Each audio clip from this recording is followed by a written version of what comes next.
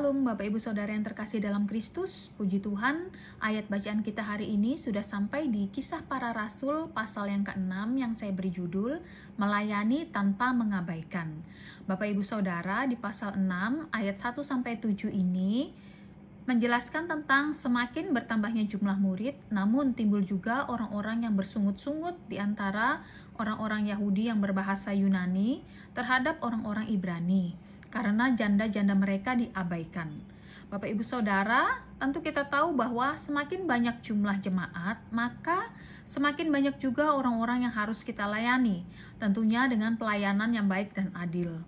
Dibutuhkan juga pelayan-pelayan yang semakin banyak agar pelayanan yang dilakukan dapat berjalan secara maksimal, agar tidak terjadi sungut-sungut atau iri hati antar jemaat karena merasa diabaikan.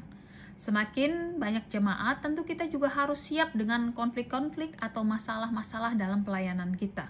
Sebab semakin banyak orang yang kita layani dengan latar belakang dan sifat yang berbeda-beda. Namun bertambahnya pertumbuhan jemaat tentu juga harus sejalan dengan bertambahnya pertumbuhan rohani kita, terutama dalam hal melayani.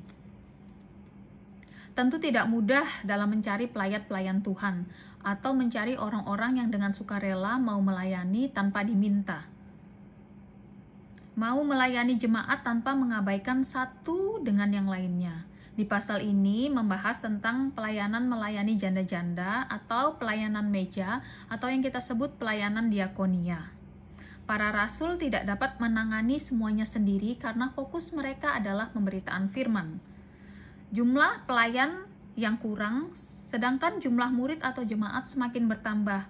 Dan untuk solusinya dikatakan di ayat 2, ke-12 rasul itu memanggil semua murid berkumpul dan berkata, "Tidak baik jika kami melalaikan firman Allah untuk melayani meja."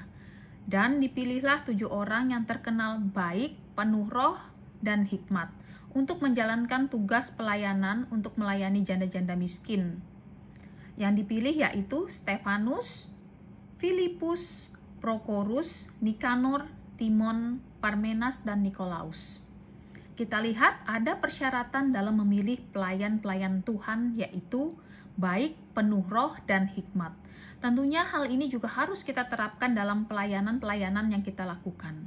Kita tidak bisa asal-asalan dalam memilih pelayan Tuhan atau melakukan pelayanan kita. Kita tidak hanya melayani jemaat atau manusia, tetapi fokus kita adalah Tuhan, di mana semua yang kita lakukan dalam pelayanan kita harus baik, penuh roh dan hikmat untuk kemuliaan Tuhan. Ini adalah yang terpenting dalam pelayanan kita. Pemberitaan firman dan pelayanan sosial sama-sama penting. Tentunya diperlukan pembagian tugas pelayanan yang adil sesuai dengan talenta masing-masing. Tidak semua orang bisa menangani semua hal. Maka kita harus memberi ruang atau kesempatan kepada orang-orang yang mau melayani Tuhan. Kita harus peka juga terhadap kebutuhan jemaat. Tidak hanya berkhotbah atau berdoa saja, tetapi melayani kebutuhan jemaatnya dengan adil dan penuh kasih. Apapun pelayanan yang kita kerjakan harus berdasarkan hati yang baik dan penuh hikmat.